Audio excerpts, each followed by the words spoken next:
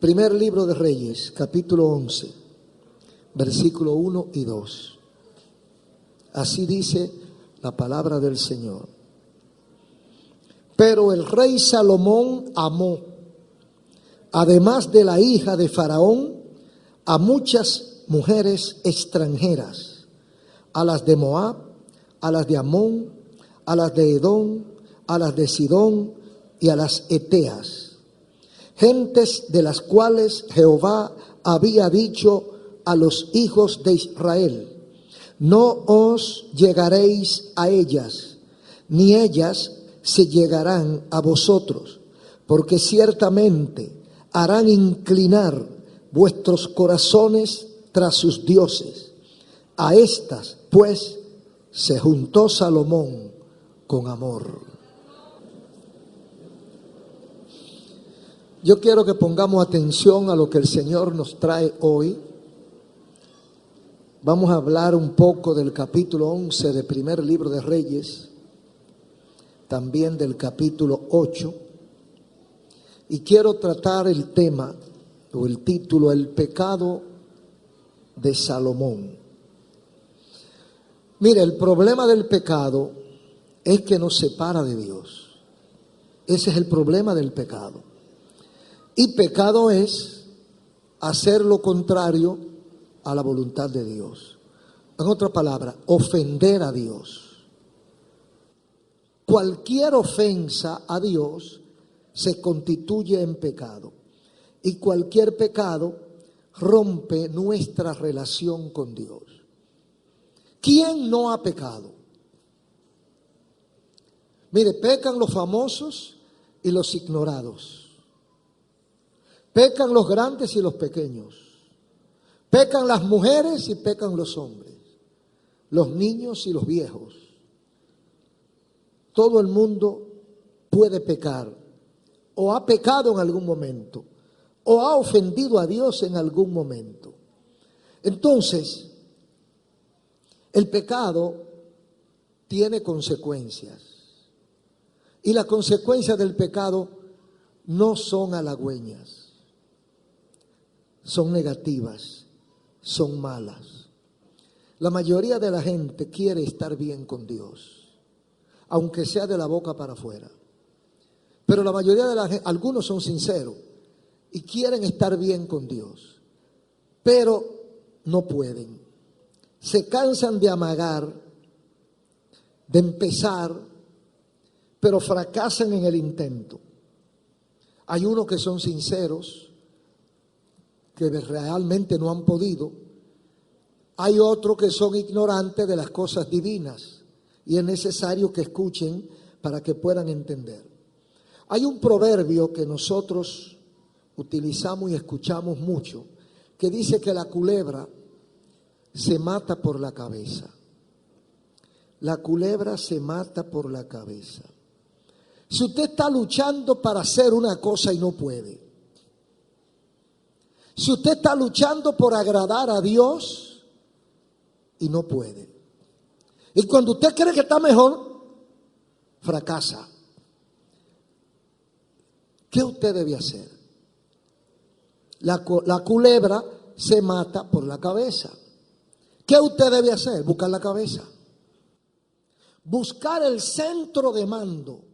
Identificar el problema, buscar el punto neurálgico, el punto sensible, el punto de mando de ese problema y acabar ahí, que es la cabeza de la culebra. Y cuando usted le parte, le destruye la cabeza, la cola se quedará dando brinco un rato, pero termina aquietándose, porque ya se acabó. Entonces, con el pecado, que es una culebra, porque el pecado es una culebra, con el pecado lo que tenemos que hacer es exactamente lo mismo. Usted ama a Dios, usted quiere agradar a Dios, usted quiere servir a Dios y no puede. Búsquele la cabeza a la culebra. Yo sé que hay gente, varones y hembras, jóvenes y adultos, que tienen años luchando por agradar a Dios, pero no han podido. Y no dudamos de su sinceridad. Lo que dudamos, lo que creemos es que esa persona no ha tenido la inteligencia de buscar la cabeza, cortársela a la culebra, para que la culebra se esté tranquila. Hay algunos ejemplos cotidianos de lo que estamos diciendo, de mucha gente que tiene argumentos por los cuales no le sirve a Dios. Por ejemplo, yo soy débil con los vicios, juegos. Yo quiero ser cristiano, pero yo juego bingo, me gustan los caballos, me gustan los gallos. ¿Y son pecados los gallos? ¿Es pecado el caballo? No, en sí mismo no son pecado. Sin embargo, los que tienen vicio de juego cometen otros muchos pecados asociados con el juego o con el vicio de su juego. Uno de los primeros pecados que cometen es que botan su dinero y dejan en el aire a su familia. Otro de los pecados que cometen es que las cosas importantes de la vida las posponen porque se convierte en un vicio. Otro de los pecados que cometen es que hay pleitos, a veces crímenes y una secuela de maldades derivada de esos juegos que destruyen a la persona. Hay gente que ha perdido hasta su casa. Yo he contado en otra ocasión la historia de un señor que fue papá de alguien que fue famoso aquí y que era un empedernido jugador, y en una ocasión fue jugando hasta que jugó la ropa, jugó los zapatos y se quedó en ropa interior. Y como no podía quedarse totalmente desnudo, se quedó en ropa interior. Y para regresar a su casa, imagínense un hombre caminando en calzoncillo por la calle. Entonces lo que hizo fue que hizo una demostración deportiva. Hizo como que estaba haciendo ejercicio y fue que... Y en ese pasito llegó a su casa. Bendito sea el nombre del Señor. Yo creo que aquí hay familia de ese señor. Por eso no se puede hablar mucho. Oh, gloria a Dios. Hay otros que son débiles con algo natural, pero que se puede controlar. La mayoría de los hombres dice: yo no me convierto porque yo soy débil con el sexo opuesto. Yo tengo una nieta que dice: ay, ñeñi. Hermano, Dios hizo eso. Es como que usted diga: yo soy débil con la comida. Si pasa un rato sin comer, usted le da hambre. Ahora, ¿se va a comer usted todo lo que vea? ¿Va a pelear usted por la comida que no es suya? Eso mismo es el sexo. El sexo lo hizo Dios, pero usted lo controla. Usted lo controla. Porque todas las cosas sin control hacen daño. Hay otra persona que su problema, su debilidad, es que la profesión es incompatible con la fe. Mira, hay profesiones o ocupaciones, oficios que son incompatibles con la fe. A veces a la gente le pregunta a uno: ¿qué hago? Yo trabajo en esto. ¿Qué hago? Digo: mira, tú no tienes otro trabajo. No. Tú tienes familia y tienes que comer. Sí. Entonces tú tienes que hablar con Dios, decirle: Señor, no quiero este trabajo, sácame de aquí. Y Él lo saca. Él te resuelve, pero tiene que haber la disposición. Porque hay profesiones que no comparten la fe de Jesucristo, que ofenden el honor y el amor del Señor. Entonces hay otras evidencias prácticas de gente que quieren servir a Dios y no pueden. Mi familia, mis amistades y mis relaciones. ¿Qué dirá mi familia si yo me entrego a Cristo? ¿Qué dirán mis amigos? Eso es muy sencillo. Mire, la salvación es personal. Es como que usted se enferma la familia con usted. Se enferman los amigos, se enferma usted solo. Cuando se enferman ellos, no se enferma usted. Entonces, es individual. Usted va a responderle a Dios por usted. Si usted cree que la familia es más importante que su alma, que su Dios, entonces usted atiende a la familia. Si usted cree que sus amigos valen más que su alma, haga lo que dicen sus amigos. Pero si usted cree lo que dice la Biblia, el que no fuere capaz de negar, si fuere necesario, padre, madre, hijo o heredad por causa de mí, no es digno de mí. No es que usted tenga que hacerlo. Es que si se presentara la necesidad, si usted estaría en capacidad de valorar la importancia de servirle a Dios y saber lo que dijo Pablo, todo lo he estimado como basura por el inminente conocimiento de la gloria de Dios en Cristo Jesús. Y esto no es una cuestión de locos, porque cuando usted dice a la familia, mira, yo pongo a Cristo primero y después a ti, no es que usted ha negado a su familia, es que su familia va a saber la importancia de lo que usted ha hecho.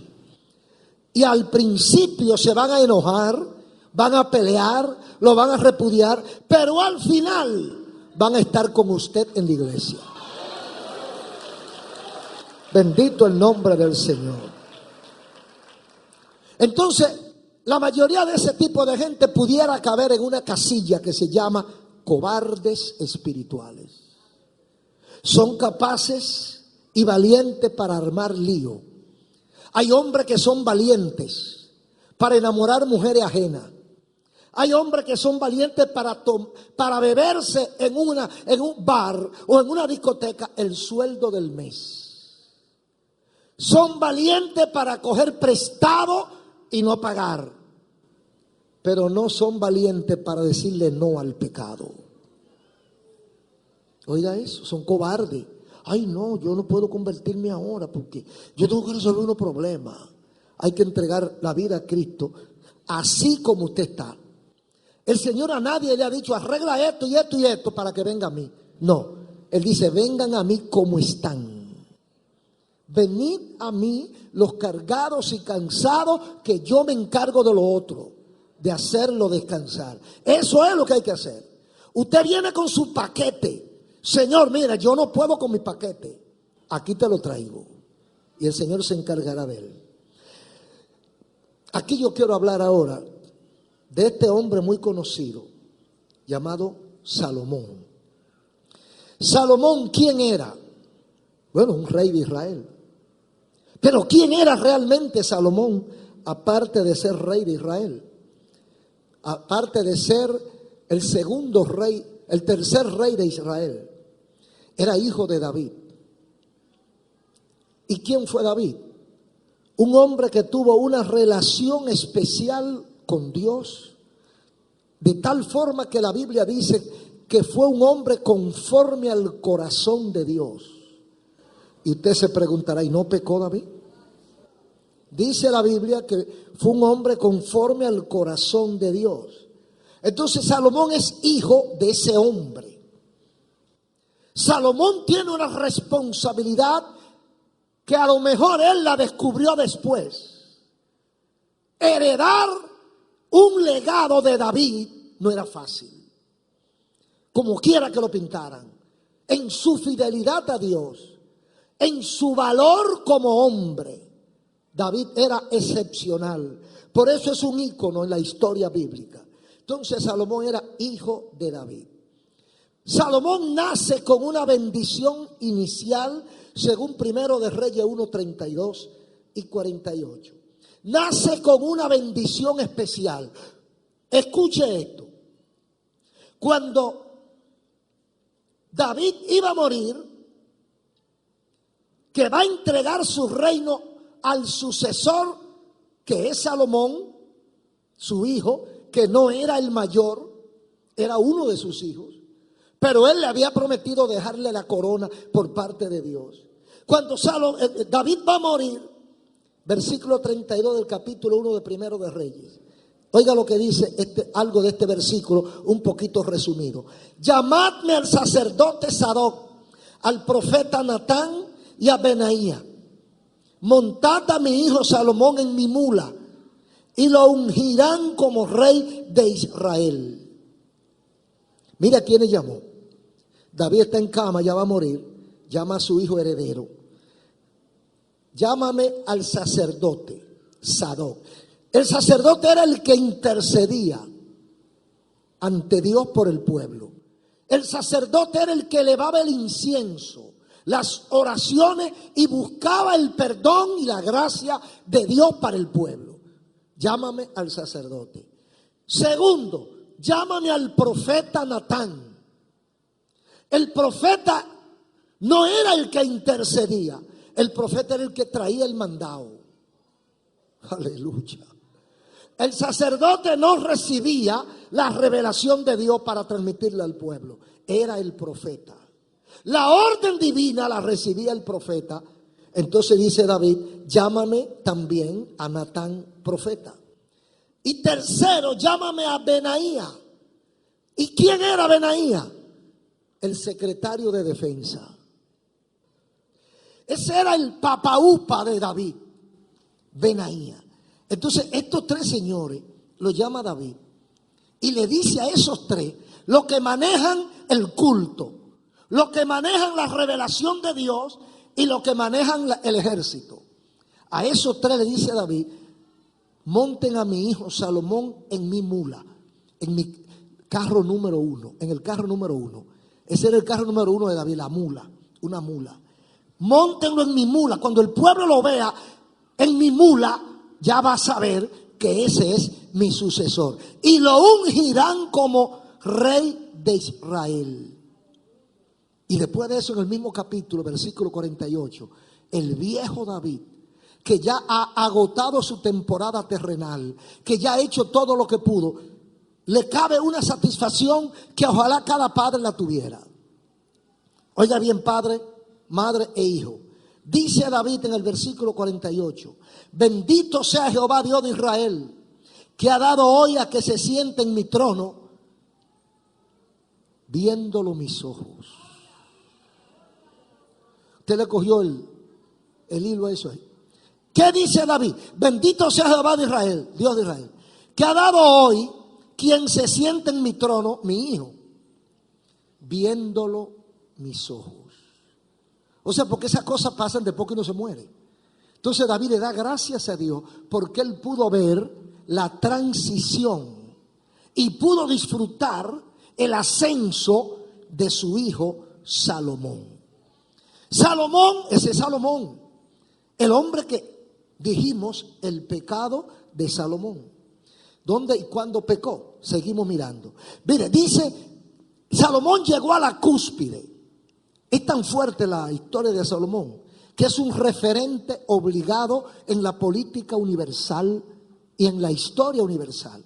Todavía en el siglo XXI muchos presidentes repiten las palabras de Salomón.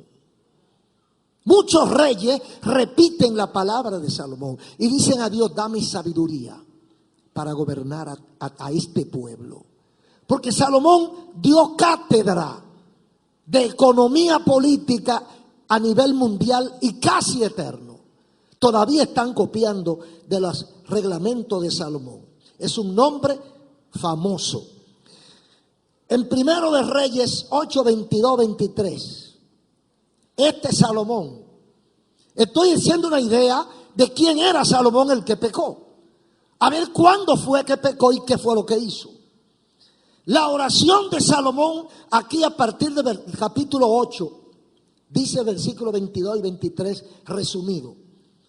Luego se puso Salomón delante del altar de Jehová en la presencia de toda la congregación de Israel y extendiendo sus manos al cielo dijo, Jehová, Dios de Israel, no hay Dios como tú, arriba en los cielos, ni abajo en la tierra, que guardas el pacto y la misericordia a tus siervos, los que andan delante de ti con todo su corazón.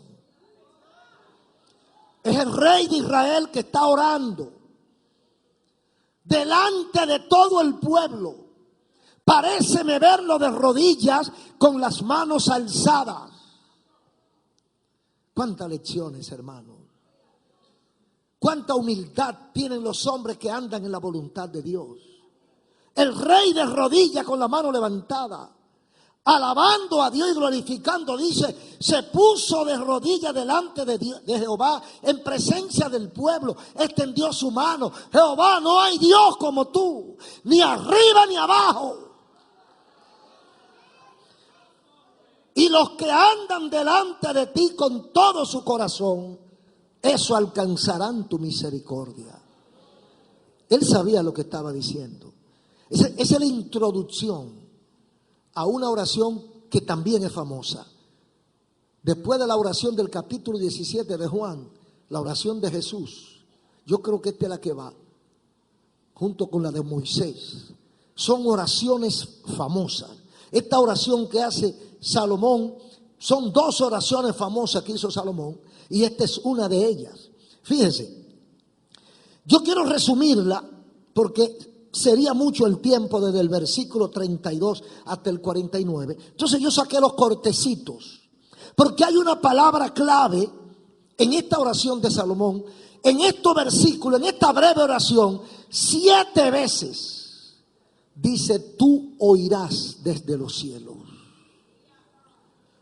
Fíjense, en el versículo 32 del capítulo 8 de Primero de Reyes, él concluye su oración diciendo: para castigar al impío y perdonar al justo, tú oirás y actuarás. Eso es un perfil. Con esta oración, porque uno conoce a la gente hablando, porque dice la Biblia que de la abundancia del corazón habla la boca.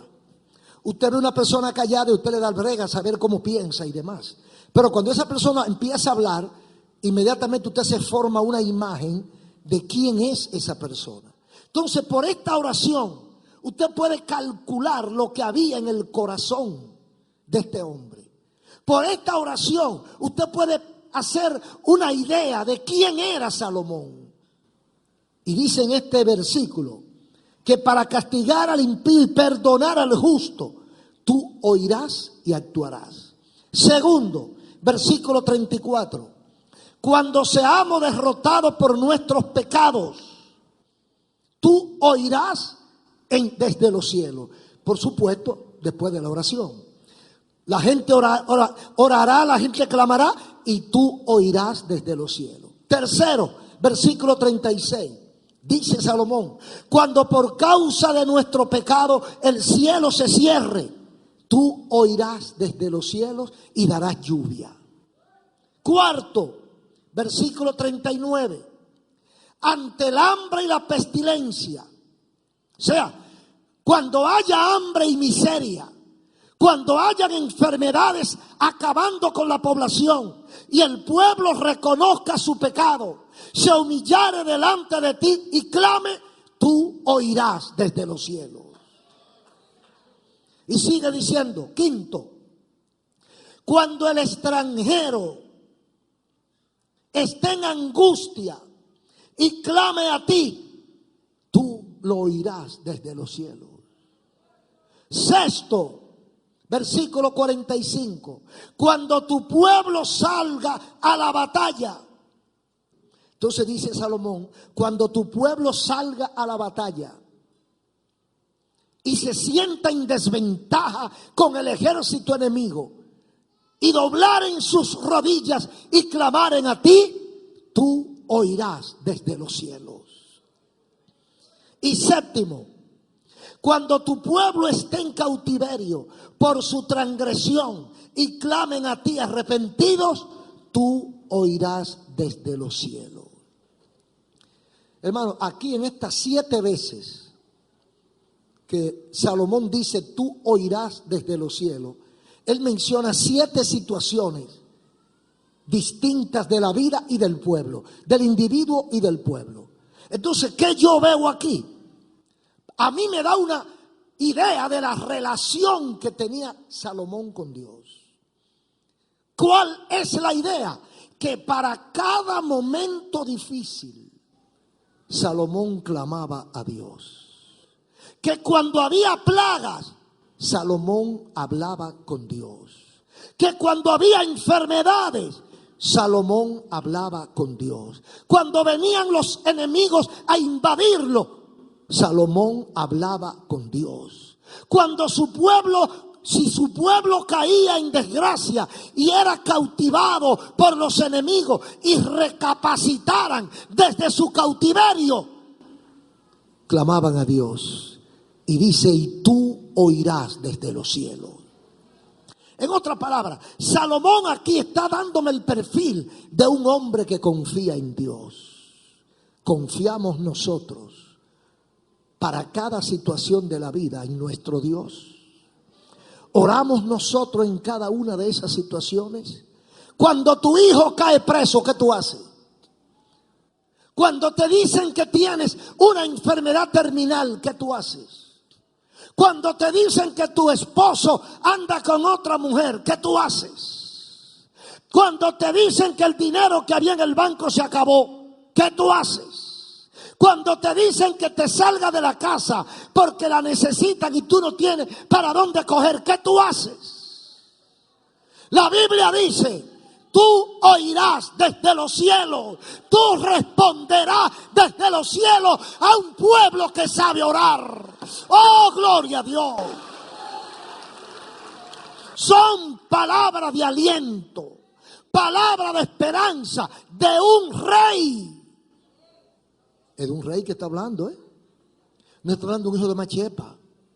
Cualquiera dice, no, es un loco viejo que está hablando. Como no tienen que caerse muertos, dice que él clama a Jehová y él oirá en los cielos. No, él es rey. El rey era el que estaba diciendo que en cada momento difícil de su existencia y de su pueblo, Dios lo escucharía. ¿Por qué? Porque iban a clamar. Hay gente que no le gusta clamar a Dios. Hay gente que se tiene al menos clamar a Dios. Hay gente que creen que son autosuficientes. Hay gente que creen que se la saben toda y una más. No se la sabe nada. Usted no se sabe nada. Hay gente que cree que se la sabe toda. Y el diablo siempre tiene algo guardado en la manga. Y cuando usted dice, ya yo tengo la victoria, porque ya yo conozco al diablo, usted no lo conoce nada. El único que lo conoce es el que murió en la cruz. Lo conoce tanto que lo puso a equivocarse. Cuando el diablo canta victoria porque mató a Jesucristo, ahí fue su gran derrota. Aleluya. Se frotaba las manos Satanás. Acabé con mi problema. Lo llevé a la cruz, lo mataron y lo enterraron. Al tercer día tembló la tumba. El hombre se salió. Oiga y mire, desde entonces el diablo está corriendo. Desde entonces ya él no quiere enfrentarse con Jesús porque le ganó la batalla. Ahora, hemos visto algo del perfil de Salomón, del carácter, del sentimiento de Salomón a través de esta oración. ¿Cómo era su relación con Dios? Ahora una pregunta. ¿Puede un hombre así pecar? ¿Puede un hombre que habla con Dios pecar? ¿Puede una persona que tenga un tan alto concepto de Dios pecar? ¿Puede haber debilidad en un hombre como Salomón, hijo de David, ungido por el profeta y el sacerdote, escogido por Jehová, un hombre a quien Dios le dijo, pide lo que quieras? Y lo único que pidió fue sabiduría. ¿Usted cree que puede haber pecado en un hombre como ese? Ahí es que está el problema. No hay hombre que no peque. Todos tenemos debilidades. Lo único que tenemos que aprender a manejarla. Cuando nos descuidamos, ahí está el diablo. Entonces Salomón, el versículo 1 y 2 de 11 de Primero de Reyes, cometió pecado contra Dios y hay consecuencias para el pecador. Lo primero que hace el pecado es que desestabiliza. El pecado desestabiliza. Y hasta los jóvenes Hasta los jóvenes tienen ese tipo de problemas, porque el pecado no se puede ocultar. Un niño comete un error que su papá o su mamá le dijo no hagas. El papá y la mamá no estaban ahí, no saben nada de lo que pasó. Y cuando llegan, el mismo niño se delata porque se pone nervioso, no quiere darle la cara a los padres, se esconde. Una muchacha que va a la escuela o a la universidad tranquilamente y una muchacha modelo, pero tiene un noviecito. Un día se pasó de contenta con el novio y ya usted sabe lo que pasó. Y ella viene como medio avergonzada a su casa, pero llegó. Pero ¿qué pasa? Cuando tiene mes y medio o 2 meses, ella descubre como que ella está rara. Ella está rara y ahora ella no quiere levantar la cabeza y usted la ve así. Y cuando mira a los padres, lo mira por encima del espejuelo así. No quiere que le vean la cara porque pueden detectar cualquier anormalidad. Y la mamá se la está llevando porque la mamá la conoce.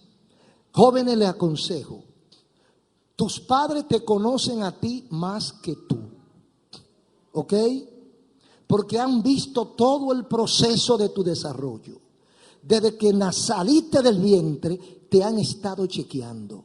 Saben cuando tú estás contento o contenta, por qué lo estás. Y cuando no lo estás, se dan cuenta que no lo estás.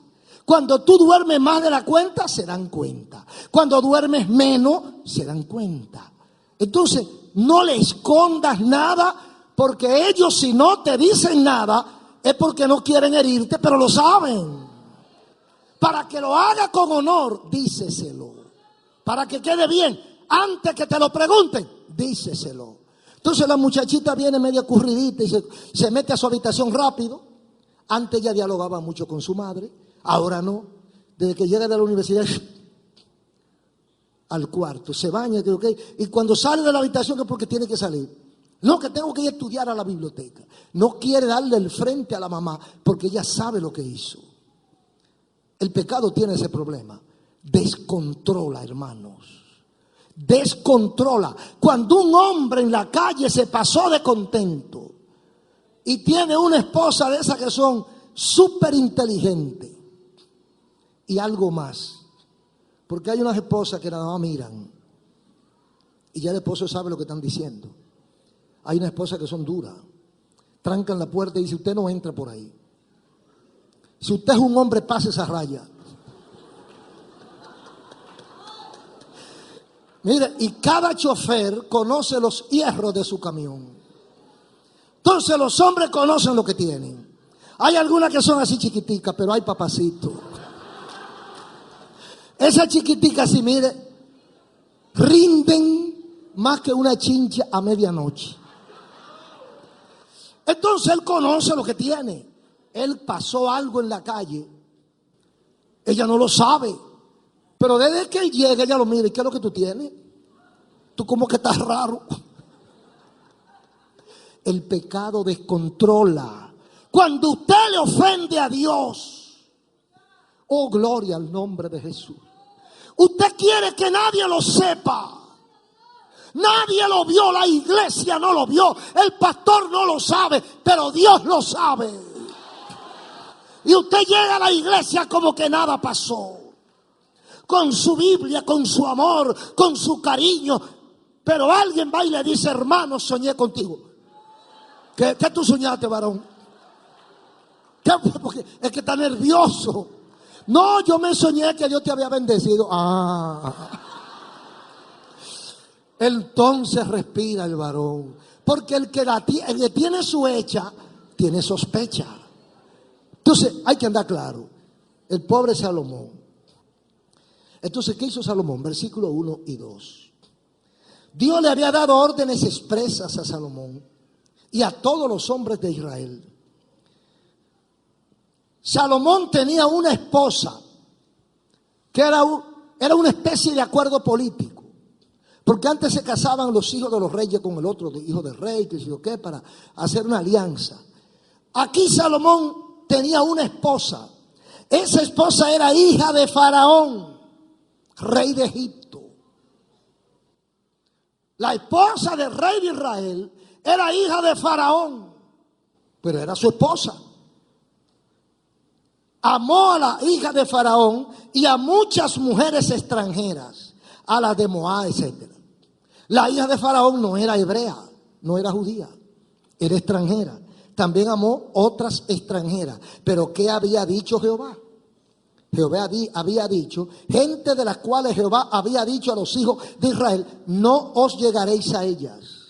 Dios no quería que los hijos de Israel se casaran con extranjeras.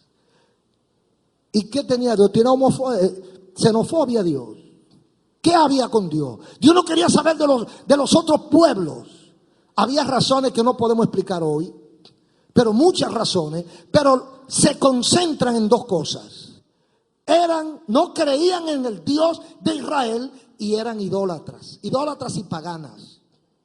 Eran mujeres y hombres que le servían a los demonios, le servían a dioses falsos, y todo lo que de ahí se deriva, ellas lo hacían. Entonces Dios le había prohibido que se casara con ese tipo de gente. Sin embargo, dice aquí que Salomón amó muchas mujeres. Bueno, más adelante dice, en el versículo 3, esto da hasta risa, pero en el versículo 3 dice, y tuvo 700 mujeres reinas, esposas, 300 concubinas, esas eran novias, 700 esposas y 300 novias. ¿Y quién aguanta? 1000, eran 1000. Él la turnaba por año, yo no sé cómo lo hacía. Y a lo mejor usted le preguntaba, ¿cuál es la que menos te gusta? Y dice, todas me gustan. Sí, porque la tenía. Entonces todas le gustaban. A cada una él le encontraba un saborcito distinto. Y por eso tenía, yo creo que la más grande colección de mujeres la tenía Salomón. Ahí no vale jeque árabe. Entonces, ahí comienza el problema de Salomón. Dice el Señor, versículo 4, versículo 2. No llegaréis a ella, ni ellas llegarán a vosotros, porque ciertamente harán inclinar vuestros corazones tras sus dioses. Era que Dios no quería saber de extranjeras, no era eso. Era que lo inclinaban el corazón, que lo hacían desviar, lo sacaban de la voluntad de Dios. Porque es que usted no puede tener una relación sentimental sin que lo afecte en su decisión de fe. Es imposible. Entonces ellos, los siervos de Dios, el pueblo de Israel tenía un Dios que era Jehová. No creía en ídolos, no creía en demonios, no creía en sacrificios humanos y en toda esa cosa que hacen esa gente, sino que le servían al Dios que los sacó de Egipto. ¿Qué pasó aquí? Estas mujeres no creían nada de eso. Por eso es que habla la Biblia del yugo desigual. Entonces cuando usted se casaba con una mujer extranjera, esa mujer le iba a inclinar el corazón a cosas que Dios no quiere. Eso hay que tomarlo en cuenta. Cualquier relación importante que usted haga con una persona que no le sirve a Dios, va a terminar inclinando su corazón hacia lo negativo, sacándolo del carril de donde Dios quiere que nosotros caminemos. Por eso es que la Biblia prohíbe ese tipo de relaciones cuando nosotros le servimos a Cristo. Hay muchos problemas y sacrificios y dolores que usted se puede economizar obedeciendo eso. La historia de muchachas y muchachos que se han casado con personas del mundo es larga. Y los problemas que han tenido no caben en los tribunales. Se lo buscan. Hay algunos que han pagado con la vida. Hay jóvenes a quienes su distinguido esposo la ha matado, habiendo sido ellas hijas de Dios. Pero se fueron al mundo porque dijeron, en la iglesia no hay. Oígame, pero ¿cuáles son tus exigencias, sierva? Oye, pero el gusto tuyo es fino, que aquí en la iglesia no hay. Y tú tienes que irte a Egipto. Oye, en el jardín no hay flores. Voy al zafacón a buscar una. Óigame, pero qué bárbaro. Donde está la mata de las flores no hay. Y donde lo que hay es putrefacción, ahí tú pretendes encontrar una. Por eso es que se lo lleva el diablo después. Dejan a Dios porque Dios no lo puede resolver. Abandonan a Dios porque Dios no me puede dar un esposo. Abandonan a Dios porque en la iglesia no hay una muchacha para mí. Y se van a Egipto. Y el diablo esperándolo con la caldera ardiendo. Y cuando usted llega allí, le pinta lo que usted espera. Pajaritos en el aire. Y usted va contento. A los 3 meses usted empieza a ver al diablo. Ay, Dios mío. Ay, oren por mí. Ay, yo no sé en qué me he metido. Me he casado con una mujer que es una cacata. Y ahora ni siquiera la puedo dejar. Porque me amenazó. Y me dijo, mira, si tú me dejas, te mato y me mato. Y mato al muchachito. Óigame, yo he oído casos así.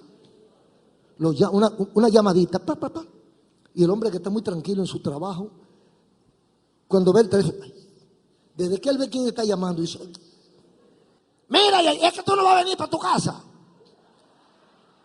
Pero él está trabajando. Y tú sabes, oye, pero ese trabajo tuyo sí es exigente. Porque hay personas que como quieres malo. Yo no estoy hablando con nadie. Aleluya. Oh, gloria a Dios. Pero mira, hay mujeres y hay hombres también, pero en este caso mujeres. Si el hombre vive metido entre la casa, pero es un holgazán, porque este bendito hombre sale a la calle a coger sol, aunque sea. Me tiene cansada. Ah, pero si el hombre va y está 8 o 10 horas trabajando, pero va acá, es que tú no tienes casa. Y como quiera es un quintal. Pero cuando usted busca una mujer de Dios, no que esté en la iglesia solamente. No solamente que esté en la iglesia. Porque el diablo manda también su conejita a la iglesia. Gloria a Dios. Oh, gloria a Dios. Y a veces usted la ve sentada ahí y usted cree. No, averigüe su fruto. Averigüe el fruto. Averigüe el fruto. O sea, hay casos en la iglesia que usted tiene que analizarlo por el fruto. Igualmente las muchachas con los muchachos. Un muchacho aquí usted lo ve bien, hay un siervo de Dios, averigüe su casa, averigüe en el trabajo, averigüe con su familia quién es ese muchacho. Por su fruto, dice la Biblia, los conoceréis. Entonces, la mujer o las mujeres podían hacer inclinar el corazón de Salomón, dijo Dios aquí en el versículo 2. El resultado, o sea, había sido pronosticado. Versículo 4. Aquí viene lo feo. Y cuando Salomón era viejo, los viejos tienen problemas. Los viejos tienen problemas, hermano. Yo les recomiendo que nadie llegue a viejo, porque los viejos tienen problemas. Mire lo que dice aquí. Cuando Salomón era ya viejo, sus mujeres inclinaron su corazón tras dioses ajenos. Yo entiendo hay muchas cosas y entre ellas los viejos son complacientes y más con las mujeres jóvenes. Salomón estaba rodeado de modelos. Eran mujeres exclusivas traídas de diferentes países porque era el rey. No le iban a traer cualquier furufa. No, era lo mejor de lo mejor. Le traían a Salomón. Yo creo que los padres se la traían de ofrenda, las muchachitas, a Salomón. Y él va, colócamela por ahí. Y él le va acumulando. Entonces, cuando él llegó a viejo, mientras uno más viejo se pone, más comprensivo. Y como que tiene, fíjese que los niños, yo digo a los hermanos aquí, que los niños me buscan siempre el lado. Porque los polos se atraen. Los polos contrarios se atraen. Entonces a los niños les gusta bregar con los viejos. Y a los viejos con los niños. ¿Por qué? Porque los niños encuentran que el viejo le da más cariño. Y el viejo le da más cariño porque conoce la vida y sabe que ese niño necesita cariño. Cuando uno está joven no calcula eso. Quédate ahí, muchacho. El viejo no. El viejo viene, el niño le está rascando. ¿Qué tú quieres, mi hijo? Le pasa la mano por la cabeza. Al niño le gusta. Dice aquí, cuando Salomón llegó a viejo. Aleluya. Oh, gloria a Dios. Mire, cuando Salomón llegó a viejo, esas mujeres hicieron con él lo que le dio la gana. Lo tenían como un trapo de piso, limpia aquí, limpia allí, ahora esto. Mira, rey, yo quiero una jipeta. Un cheque de una vez. Mira, que yo quiero una joya. ¿Y cuánto cuesta esa joyita que tú quieres, esa cadenita que tú quieres? No es barata. Cuesta $50,000 nada más. Está bien, va. Mira, que yo quiero un yate. ¿Y cuánto cuesta el yate? $25 millones. Mira, vete al Tesoro Nacional. Dile que te cambien ese cheque y cómpralo. Y cada muchachita venía con una petición. Y cuando Salomón llegó viejo, las mujeres inclinaron su corazón y le dijeron: mira, Jehová no es tu Dios. Jehová no es tu Dios, tú te vas con nosotras, porque el de verdad es el de nosotros. Y falló Salomón. Y pecó Salomón contra su Dios por estar haciéndole caso a relaciones que él no debió hacer. Cayó en desgracia con Dios. Y a Dios no le gustó, porque a Dios no le gusta eso. Hicieron inclinar su corazón. Entonces sigue diciendo el versículo 4, porque lo dividí en dos partes. La primera es que cuando Salomón era viejo, sus mujeres inclinaron su corazón tras dioses ajenos. O sea, Salomón quería complacer a sus mujeres. Hoy, ¿qué esposo no le gusta complacer a su esposa? Entonces él quiso complacer, y como eran muchas, cada una tenía una petición. Entonces, entre el grupo, la mayoría quería que fuera a donde los dioses de ellas. Y él inclinó su corazón a los dioses falsos. Y dice la segunda parte del versículo: y su corazón no era perfecto con Jehová su Dios. Dañó la cosa. El hombre que hizo la oración del capítulo 8, el hombre que hablaba con Dios para cada dificultad en la vida, el hombre cuyo Dios era su socio, el hombre que hablaba con Dios, dice ahora: su corazón no es perfecto. ¿Y qué pasó? Pecó. Y el pecado rompe. Amigo, el pecado te rompe. El pecado te aparta de Dios. El pecado te quita la paz. El pecado rompe tu relación con Dios. Y no hay paz. No hay esperanza cuando usted no le está sirviendo a Dios. Entonces eso le pasó a Salomón. Pero la segunda parte de este versículo dice: y su corazón no era perfecto con Jehová su Dios, como el corazón de su padre David. ¿Y era perfecto el corazón de David? Quienes han leído la historia de David, como que le cae gordo, ¿verdad? Dice Dios que el corazón de Salomón le llevaba mucho a su padre, pero en esto le perdió. No era como el de su padre David. En otras partes dice que el corazón de David era conforme al corazón de Dios. ¿Por qué dice la Biblia esto? Yo tengo dos razones. Quizá los teólogos tengan otras, pero yo tengo dos. ¿Por qué no era el corazón conforme al de David, el de Salomón? Hay dos cosas que hizo David.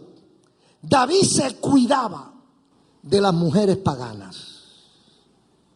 No tenía todas esas mujeres como tuvo Salomón. De todas las tribus perversas, paganas, idólatras, David no entraba en eso. Parece que se cuidaba de las mujeres paganas. Entonces, por eso el corazón de Salomón no era igual que el de David. Estamos hablando de un tiempo cuando Dios no condenaba que el hombre tuviera varias mujeres. Por eso es que ellos no estaban en desgracia con Dios, porque hasta ese momento Dios no lo había prohibido, a menos que fueran casadas. Porque Dios le bajó la mandarria a David cuando se apropió de la mujer de Uría, Eteo, porque era ajena. Pero si eran mujeres solteras, no había problema. Entonces David tenía muchas mujeres, pero no eran paganas. Segundo, una cosa que tenía David, óigame, que yo quisiera que todos la tuviéramos: sabía humillarse cuando pecaba. Aleluya. Sabía humillarse delante de Dios, hermano. Un hombre que reconocía su pecado. Un hombre que reconocía cuando fallaba. Un hombre que le decía, que admitía su error y le pedía perdón a Dios. No aparecen mucho ese tipo de hombre. Entonces, en el versículo 11 del capítulo 11 del primero de Reyes, y dijo Jehová a Salomón: por cuanto ha habido esto en ti y no has guardado mi pacto y mis estatutos que yo te mandé, romperé de ti el reino y lo entregaré a tu siervo. Quise leer esta versión para que ustedes vean que las cosas no se quedan en el aire. Dios responde bien al que hace bien, mal al que hace mal. Para la historia, para el nombre de Salomón, esto fue un golpe mortal, lo que Dios le dijo ahí. Tu descendencia no disfrutará, y a ti no te corto por mi compromiso con tu padre.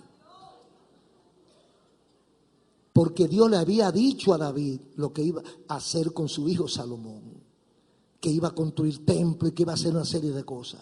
Entonces Dios respetó su pacto, pero le dijo a Salomón: a ti te respeto por mi pacto con David, pero rompo tu reino. Y a la muerte de Salomón se rompió el reino. 10 para allá y 2 para acá. Israel y Judá. Y a veces hasta guerras entre sí tenían. Entonces, el pecado de Salomón puede ser el pecado de cualquiera de nosotros. Cualquiera puede pecar. Cualquiera puede fallar. Cualquiera se puede equivocar. Y cualquiera lo ha hecho. Hay mucha gente que está tratando de servirle a Dios. Entonces Salomón, durante la primera etapa de su vida, le sirvió a Dios. En la segunda etapa, flaqueó. Hay gente que han flaqueado desde el principio. Hay gente que le quieren servir a Dios y no pueden. Les repito, búsquele el origen. Busque el centro de mando de su problema. Busque dónde se maneja su debilidad. Busque en qué consiste su debilidad. La debilidad de Salomón no da brega encontrarla. Las mujeres. Y él pudo haber tenido muchas mujeres hebreas, pero su debilidad era tan fuerte que rompió los límites, porque eso hace el pecado. Cuando uno falla, cuando uno peca contra Dios, entonces eso como que le da una licencia para volver y seguir pecando. Por eso es que a la culebra hay que matarla por la cabeza, para que no se levante más. Averigüe dónde está su debilidad. Averigüe por qué usted no puede ser fiel a Dios. Averigüe qué fue lo que le pasó cuando usted abandonó a Dios. Y los amigos, averigüe por qué usted no puede entregar su vida a Cristo. Averigüe si hay algo más importante que Dios. Averigüe cuál es la razón de su negación a Dios. Y cuando usted encuentre el cigarrillo, que el tabaco, que el romo, que la droga, agarre ese demonio, tráigalo al altar, agarre la cabeza de la culebra, tráigalo al altar, busque el machete, mira el machete aquí, la Biblia, la palabra de Dios, busque el machete, córtele la cabeza al diablo con la palabra de Dios. De cierto te digo, a tu Dios adorará y a Él solo servirá. Y la victoria está garantizada. No es verdad que a usted no le puede servir a Dios. Lo que pasa es que ha sido cobarde. No ha querido enfrentarse con su propio problema. No ha sido sincero o no ha sido valiente. Tiene que descubrir su problema. Tiene que buscar el meollo del asunto y traerlo y sacrificarlo. Señor, yo te quiero servir, pero este demonio, este espíritu maligno no me deja. Aquí lo traigo, lo pongo debajo de tus pies. Señor, toma dominio y dame fuerza sobre él y usted tendrá la victoria. Hay muchos vicios. Hay muchos hábitos negativos. Pero yo le garantizo que si usted es sincero con Dios, el Señor le da la fuerza. Si usted se dispone a ganar la victoria, la batalla, usted va a tener la victoria. Pero tiene que haber una decisión. Porque recuerde que Dios nos obliga. Lo mejor y lo más que hace Dios es eso, enseñarnos lo que dice la Biblia, darnos a entender su voluntad a través de su palabra. El resto es de nosotros. Hay gente que se va a ir al infierno con los ojos abiertos, es decir, conociendo la verdad, pero sin haberla hecho. Entonces a usted le toca hoy espabilarse, sacudirse, levantarse, decidirse por Jesucristo. No es verdad que usted es débil, porque débiles somos todos. No es verdad que usted no le sirve a Dios porque a usted le falta algo. Usted lo tiene todo. A usted solamente lo detiene una decisión de fe. Que usted sepa que el día que usted entregue su vida a Cristo, el Señor tomará el control de su vida a partir de ahí. Y cada vez que el diablo amague, usted lo reprende como hizo Cristo en Juan capítulo 4. Usted tiene al más grande con usted. Usted tiene al poderoso en batalla. El que lo va a defender a usted no pierde una sola batalla, pero tiene que creer en Él. Tiene que confiarle a Él. El pecado de Salomón lo apartó de su Dios y lo hizo fracasar en la postrimería de su reinado. Hoy tú puedes ser salvo si lleva esto a tu contexto. Si tú analizas cómo quieres terminar. Yo quiero terminar allá arriba, en el cielo, que yo quiero terminar. Y estoy trabajando para eso. Todo lo demás es basura. Amigo y amiga, todo esto que está aquí es basura. Un aplauso al Señor.